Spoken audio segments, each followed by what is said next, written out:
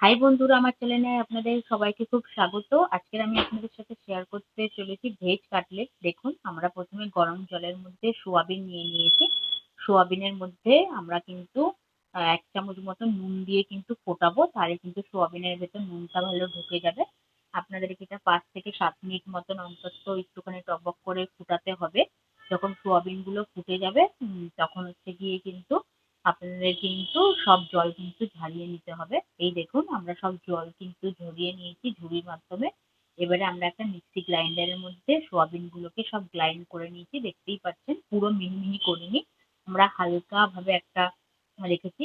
দেখতেই পাচ্ছেন, এটা একদম টেস্টিও লাগে, খেতেও খুব সুন্দর লাগে। যে আপনারা সবসময় অল্প করে মিক্সিতে ঘোরাবেন, তাহলে ভালো হবে। আর এই দেখুন, এখানে নিয়েছি আমরা ফ্রেশ কারি পাতা।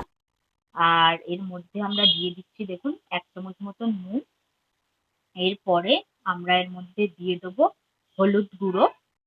আপনারা যদি পারেন এর মধ্যে কিন্তু কাঁচা লঙ্কাও দিতে পারেন, আমি কাঁচা লঙ্কাটা দেবো না। এরপরে আমরা বাড়িতে বানিয়ে রেখেছি একটা স্পেশাল চাট মশলা, এটা কাটলেটের জন্যই বানিয়েছি আমরা। এই দেখুন, আমরা দিয়ে দিচ্ছি কিন্তু চাট মশলা। এবারে আমরা একটু কাঁচা লঙ্কা কুচিয়ে রেখেছি, সেটা দেবো। এটা আমরা দিচ্ছি কিন্তু গোলমরিচের গুঁড়ো, দেখতেই পাচ্ছেন। ছোট টি চামচে 2 চামচ কিন্তু গোলমরিচের গুঁড়ো দিয়েছি। এবার আমরা কাঁচা লঙ্কা দিয়েছি। আর আপনারা যদি পারেন এটা কিন্তু 1 চামচ মতো লঙ্কার গুঁড়োও দিতে পারেন, তাহলে একটু ঝালটা হবে। আর এবারে দেখুন, ফ্রেশ কারি পাতাগুলোকে নিয়েছি, এই কারি পাতাগুলোকে আমরা দিয়ে দিচ্ছি। আর কারি পাতাগুলোকে কুচিয়ে দিলেও কিন্তু ভালো হবে, আর নালে গোটা গোটা লিফ রাখলেও কিন্তু চলবে। এরপরে আমরা কিন্তু সিদ্ধ করে রেখেছিলাম 2টো মতন আলু, সেই 2টো মতন আলু দিয়ে দেবো। আলু না দিলে কিন্তু জিনিসটা কিন্তু ভেঙেও যেতে পারে। এবারে দেখুন, আলু আর সোয়াবিন আর এটাকে ভালো করে চটকে নিতে হবে।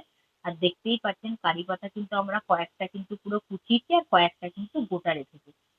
এই দেখুন, এরকম ভাবে আপনাদেরকে চটকে পুরো মিহিন করে নিতে হবে, যাতে চারিদিকে সব মশলাগুলো হয়ে যায়। আর আপনারা কিন্তু ঝালটা আপনাদের পরিমাণ মতন বুঝেই নেবেন। আমরা ঝাল কম খাই, তাই কিন্তু আমরা কিন্তু ঝাল কম দিয়েছি বন্ধুরা। দেখুন, হয়েই গেছে এটা আমাদের মাখানো, কত সুন্দর করে দেখতেই পাচ্ছেন।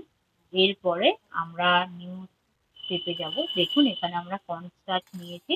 এটাকে আমরা একটা বাটির মধ্যে পরিমাণ মতন কর্নস্টার্চ নেব, নিয়ে কিন্তু জলের মধ্যে দিয়ে এটা কিন্তু গুলবো। এটা আমরা ভেজ করছি, যদি আপনারা আমিষ করতে চান তাহলে এটার কিন্তু আপনারা ডিম নেবেন, ডিম দিয়েও করা যায়। দেখুন, কর্নস্টার্চ নিয়ে নিয়েছি। এরপরে আমরা দিয়ে দিচ্ছি কিন্তু এর মধ্যে জল। জল দিয়ে ভালো করে এটাকে কর্নস্টার্চটাকে পুরো মিক্সড করে নিতে হবে। এরপরে চলুন আমরা দেখাচ্ছি যে কাটলেট গুলো আমরা কিভাবে বানাবো। দেখুন, প্রথমে কাটলেটটা আমরা একটা 1 মুঠো হাতের মতন মুঠো সাইজ করে নিলাম, নিয়ে 2 হাত ধরে একটুখানি চাপতে হবে।